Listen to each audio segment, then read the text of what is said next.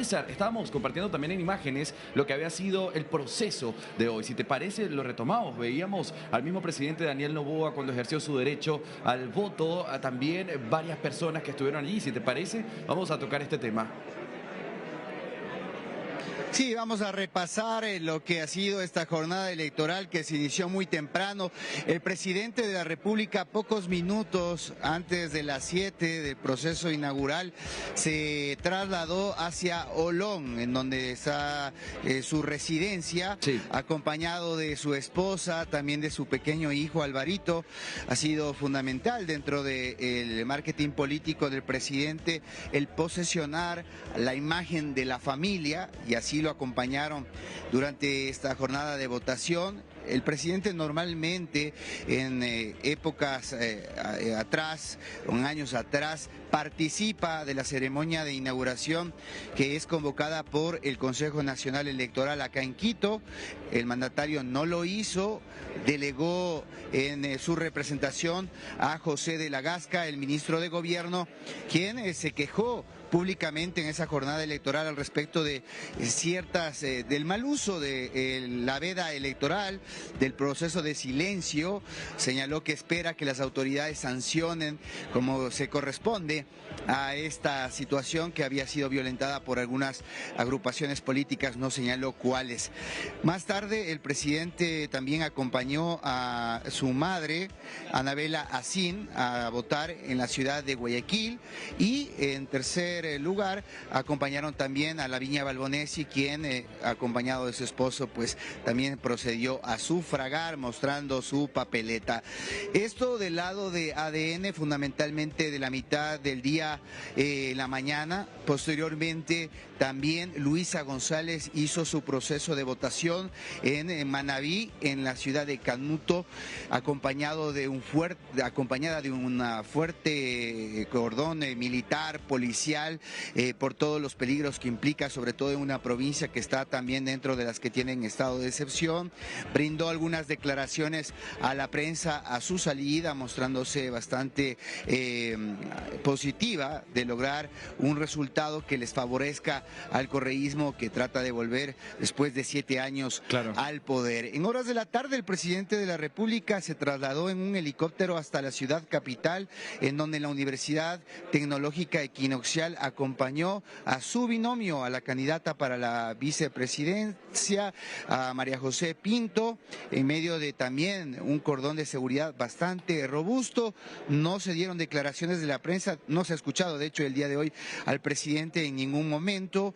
Luisa González ha estado un poco más activa en ese sentido, y ambos se trasladaron a los búnkers que van a estar, a diferencia de las anteriores elecciones, acá en la ciudad capital. En un hotel en la parte norte de Quito estará el presidente de la República aguardando por los resultados, y Luisa González en la casa de campaña ubicada en la parte centro-norte. Así están de momento las cosas y los movimientos de los dos protagonistas.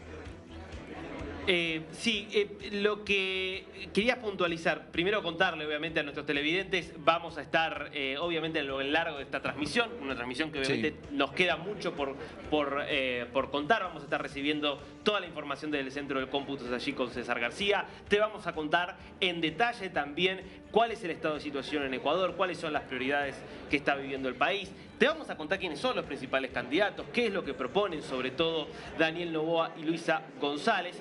Pero quiero puntualizar y preguntarte, César, porque vos hablaste de la familia y hay un hecho muy novedoso en estas elecciones en relación a la familia, y vos la mencionaste a Anabela Sina, la madre del presidente, que encabeza la lista para asambleístas del partido de Noboa. ¿Qué significa esa decisión? ¿Cómo ha sido esa campaña para algo tan importante que mencionó Noboa, que es no solo ser reelecto, sino además tener el control de la Asamblea Nacional y haber elegido para eso a su madre?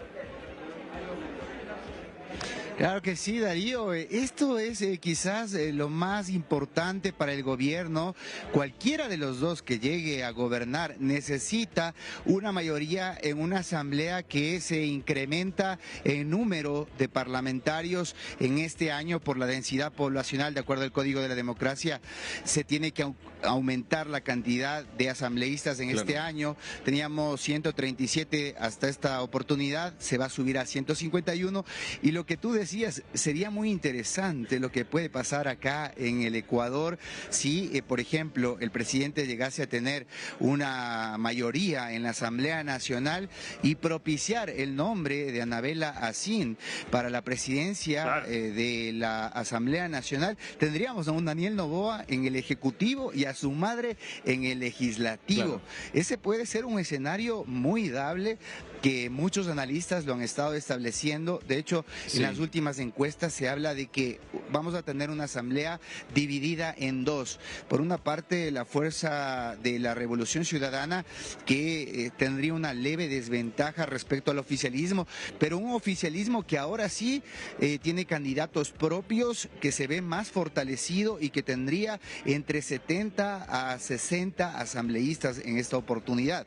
Estoy hablando del último corte de las encuestas. Esto representaría sin duda una postura muy diferente para poder gobernar con soltura, poder introducir varios proyectos de ley que no han podido precisamente aprobarse en esta gestión, en este año y pico del presidente Daniel Noboa, porque no tenía esa mayoría en la Asamblea Nacional. Muchos exministros ahora forman parte de los cuadros para la Asamblea y probablemente tengan un curul en este año. No, y que precisamente tú dijiste, esto es interesante, un escenario interesante, pero no es sorpresa. La realidad es que la razón por la cual el mismo Daniel Noboa queda en el poder en este año y medio que estamos hablando es precisamente por lo que hizo Lasso en su momento. La declaración de la muerte cruzada, que consistía en la disolución, por supuesto, de una asamblea que no le apoyaba, porque Guillermo Lasso, a diferencia de Correa o Lenín, no contaba con la mayoría en la asamblea. Apenas eran unos 25 curules, unos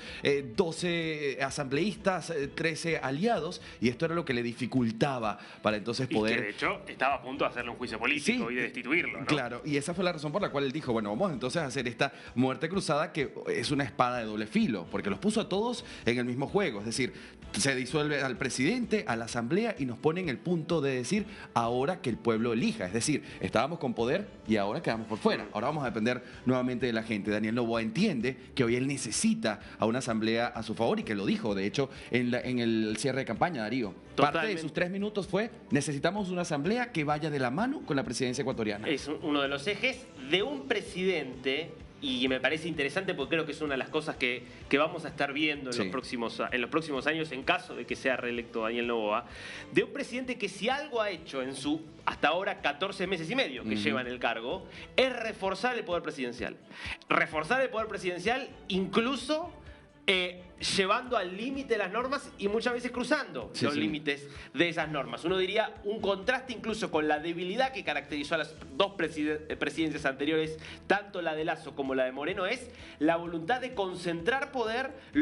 Se vio esta semana prácticamente desoyendo a la Corte Constitucional en esta idea de seguir haciendo campaña sin delegar en Verónica Abad, su vicepresidenta del cargo. Qué interesante sería ver si eso queda reforzado además con una mayoría parlamentaria. Digo, estaríamos frente a una presidencia muy empoderada, César.